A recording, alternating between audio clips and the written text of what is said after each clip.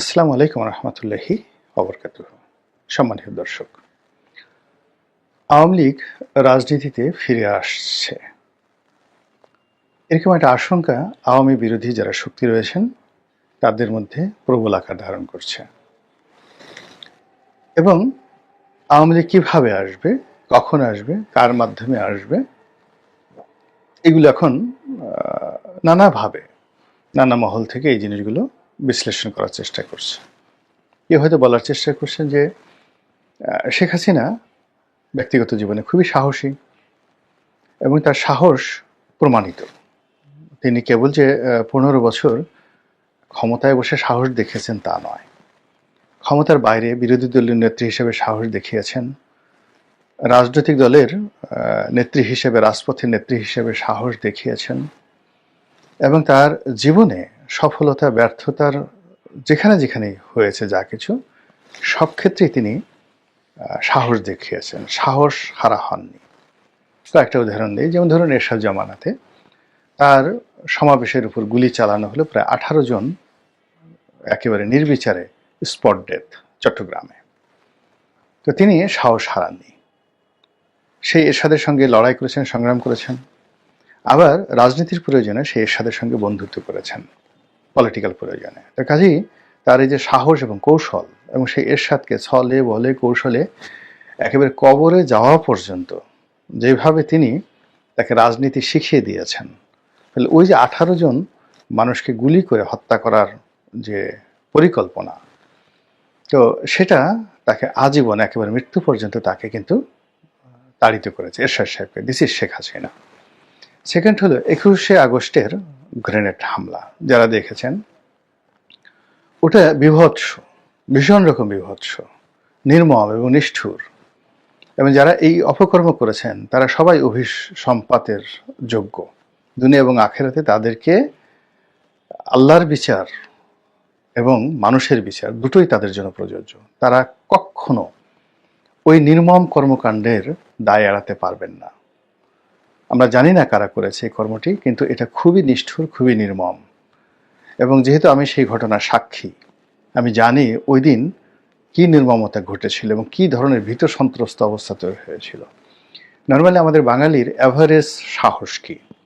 Average সাহস হলো যে আপনার পাশে যদি একটা টায়ার, রিক্সার টায়ার ব্রাস্ট হয়, আপনি 3টা লাফ দেবেন। যদি বেবি ট্যাক্সির চাকা ব্রাস্ট হয়, আপনি পড়ে যাবেন। আর ট্রাকের চাকা যদি ব্রাস্ট হয়, আপনি এমন দৌড় দিবেন, অন্ততপক্ষে আধা কিলোমিটার দৌড়ানোর পরে আপনি চিন্তা করবেন যে আপনি কেন দৌড়ালেন। পুলিশ যদি গুলি করে, একটা পটকা যদি ফাটানো হয়, ককটেল ফাটানো হয়, বোমা ফাটানো হয়, তাহলে দৌড়াদৌড়িতে এমনভাবে শুরু হয়ে যায় যে আপনার ঘনিষ্ঠ বন্ধু দুইজনের গলায়, মানে গলাগলি করে আপনি দাঁড়িয়ে দাঁড়িয়ে কোনো সমাবেশ দেখছিলেন, পথে হাঁটছিলেন, হঠাৎ করে দেখা গেল পিছনে একটা ককটেল ফুটেছে। 1 মিনিট আপনি আপনার বন্ধুকে ভুলে যাবেন এবং একটা ধাক্কা দিয়ে তাকে পিছনে ফেলে ওরে বাবা গো, ওরে মা গো বলে দৌড়াবেন। এটা হলো একটা অ্যাভারেজ বাঙালির যে সাহস। 21শে আগস্টে যখন গ্রেনেড হামলা হলো, তখন প্রথমত এই যে দৌড় শুরু হলো, হাজার হাজার নেতাকর্মীর দৌড়, একজনের পায়ের নিচে পড়ে আর একজন আহত। দ্বিতীয়ত যেটা হলো সেটা হলো এই গ্রেনেডের যে স্প্লিন্টার দ্বারা তারা অনেকে আহত হলে ওখানে পড়ে গেলেন, রক্তাক্ত হলেন, অনেকের স্পট ডেথ হলো। এরপরে আবার গুলি চালানো হলো, ব্রাশ ফায়ার করা হলো শেখ হাসিনাকে টার্গেট করে। তো এত কিছুর মধ্যে তিনি ট্রাকের উপর দাঁড়ানো ছিলেন, সেখান থেকে নামলেন, তারপরে তার নিজের গাড়িতে উঠলেন। এটা যেন তেন সাহসের বিষয় নয়। যারা বলেন যে এটা শেখ হাসিনার পরিকল্পিত, যিনি বিএনপিকে বিপদে ফেলার জন্য এই কাজ করেছেন, আল্লাহর গজব তাদের জন্য অপরিহার্য, তাদের মস্তিষ্কের উপর ক্রিয়া পড়বে রীতিমতো। এখন এই যে 21শে আগস্টের যে গ্রেনেড হামলা, তারপরে ওনার যে আহাজারি, ওনার যে চিৎকার, ওনার চোখের যে আকুতি, ওনার কান্না, ওনার ক্রোধ একটু ভালো করে দেখেন তো, পৃথিবীর সবার মতামত নেন, সমস্ত মনোবিজ্ঞানীদের দেখান যে এর মধ্যে কোনো অভিনয় আছে নাকি। তো সেই অবস্থাতে তিনি সাহস হারা হননি। 1/11-এর সময় আপনারা জানেন যে তত্ত্বাবধায়ক সরকারের যে তৎকালীন যে মঈনুদ্দিন ফখরুদ্দিন সরকারের যে মাস্টার প্ল্যান, সেই মাস্টার প্ল্যান অনুযায়ী বেগম জিয়া চলে যাবেন। তারেক রহমান সাহেবকে আগেই পাঠিয়ে দেওয়া হয়েছে এবং বেগম জিয়া নীতিগতভাবে রাজি হয়েছেন এবং তিনি ব্যাগ ঠ্যাগ গুছিয়ে বসে আছেন, রেডি হয়ে আছেন। তো এই যে রেডি হয়ে আছেন, এই সময়টিতে মেজর আক্তার, এই যে বিখ্যাত মেজর আক্তার এমপি, তিনি সেখানে ঢুকলেন এবং বেগম জিয়াকে সেখান থেকে নেওয়ার জন্য তৎকালীন ডিজিএফআই ব্রিগেডিয়ার বাড়ি, সেখানে তিনি বসেছিলেন। তো বেগম জিয়া যাবেন, ঠিক এই সময়টাতে তার বাসায় ঢুকে মেজর আক্তার বললেন, ম্যাডাম আপনি একই কাজ করছেন, আপনি যদি এখন যান বিএনপি রাজনীতি শেষ হয়ে যাবে। এবং উনি দেখেন যে স্টাইলে কথা বলেন, সারা জীবনের জন্য বিএনপি রাজনীতি শেষ হয়ে যাবে এবং এই যারা আপনার বিরুদ্ধে চক্রান্ত করছে তারা লাভবান হবে। দ্বিতীয়ত, শেখ হাসিনা যদি বাংলাদেশে এসে যায় তাহলে টোটাল শেখ হাসিনার মানে এখন বাংলাদেশে আছে, আপনি চলে যান, সে যদি না যায় তাহলে পুরো রাজনীতিটা আওয়ামী লীগের থেকে যাবে, আপনি কি করবেন তখন? তো বেগম জিয়া প্রাজ্ঞ, তিনি বুঝলেন এবং তিনি সিদ্ধান্ত নিলেন তিনি যাবেন না। এবং এই কথা স্বয়ং ব্রিগেডিয়ার বাড়ি আপনার তিনি সাক্ষাৎকারে বলেছেন, টেলিভিশন সাক্ষাৎকারে বলেছেন। তো এখন বোঝার চেষ্টা করুন যে ওই অবস্থাতে শেখ হাসিনা কিন্তু ছিলেন এবং তিনি দেশের বাইরে ছিলেন। তাকে মানে বেগম জিয়াকে পাঠানো হবে এবং তাকে বাংলাদেশে আসতে দেওয়া হবে না।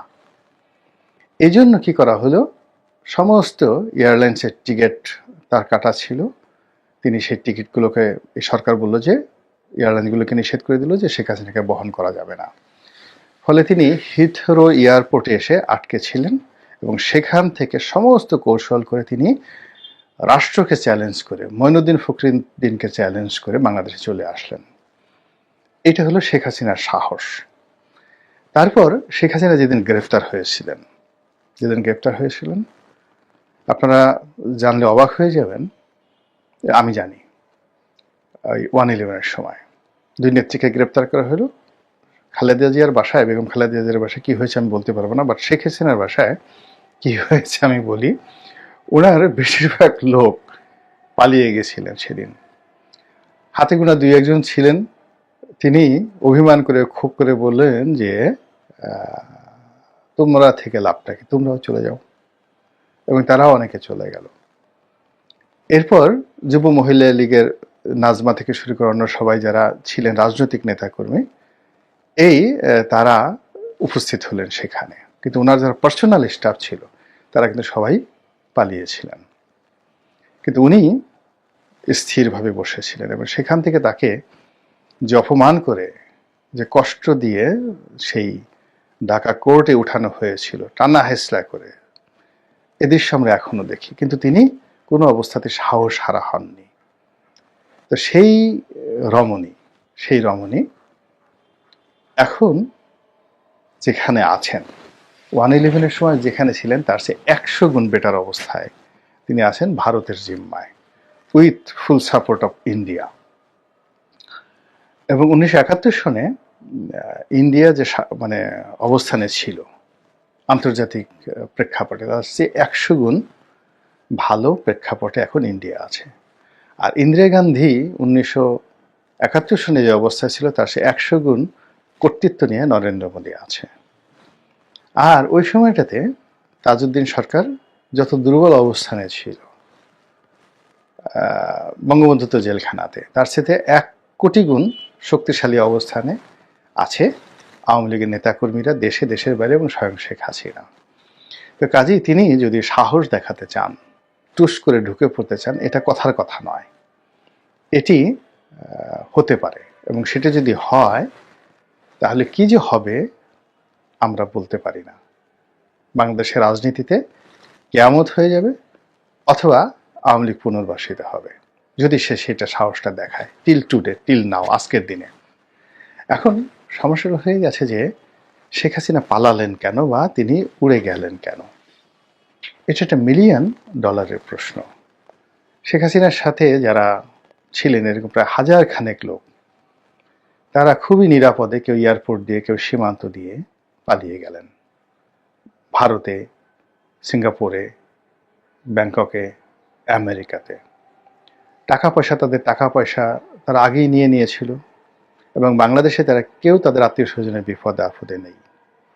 তো কাজে এখানে এই যে আওয়ামী লীগের 1000 শীর্ষ নেতাদেরকে, যাকে বলা হয় নিরাপদে পৌঁছে দেওয়া, যারা আওয়ামী লীগের মূল শক্তি, এবং তাদের সবার হাতেই হাজার হাজার কোটি টাকা আছে। 2 নম্বরে হলো যে আওয়ামী লীগের কিছু নেতাকে গ্রেপ্তার দেখানো হয়েছে। এখন যাদেরকে গ্রেপ্তার দেখানো হয়েছে তাদেরকে আওয়ামী লীগ অনেক আগেই মাইনাস করতে চেয়েছিল, কিন্তু তারা এরকম একটা সিন্ডিকেট গড়ে তুলেছিলেন। সেই সিন্ডিকেশনের কারণে এদেরকে আসলে বাদ দেওয়া যায় নাই। তো এই লোকগুলো আওয়ামী লীগের খাতায় বাতিল মাল, বাতিল মাল। সেই বাতিল মাল যারা আছেন তারাই বাংলাদেশে রয়েছেন, পালাতে পারেননি, এবং তাদের একটা বিরাট অংশকে গ্রেপ্তার করা হয়েছে। কিন্তু আওয়ামী লীগের যে সকল টাটকা, যাকে বলা হয় সম্পদ রয়েছে, বাতিল মাল বললাম আর টাটকা সম্পদ, তো টাটকা সম্পদ রয়েছেন, the asset, valuable asset, effective asset, যাদেরকে নিয়ে আওয়ামী লীগ মাঠে ময়দানে লড়াই সংগ্রাম করেছে এবং আগামীতে লড়াই সংগ্রাম করার স্বপ্ন দেখে, সেই মানুষগুলোকে নিরাপদে, নিশ্চিন্তে, নির্ভাবনায় পাঠিয়ে দেওয়া হয়েছে, এবং তারা সেখানে গিয়ে নির্ভাবনায় আছেন, কোনো রকম সমস্যা নেই। এখন তারা কি সেখানে বসে বসে আঙ্গুল চুষবেন? তারা কি সেখানে বসে বসে ডক্টর মোহাম্মদ ইউনূসের জন্য দোয়া করবেন? যা হা হা হা, এত ভালো মানুষ হয় না, ওনার শাসন আমলে আমরা এভাবে পালিয়ে এলাম, যদি বিএনপি আসতো আমাদেরকে এভাবে পালাতে দেওয়া হতো। কাজেই ডক্টর মোহাম্মদ ইউনূসের হায়াত আল্লাহ দারাজ করে দাও, হায়াত বৃদ্ধি করে দাও, তাকে হায়াতে তাইয়্যিবা দান করো।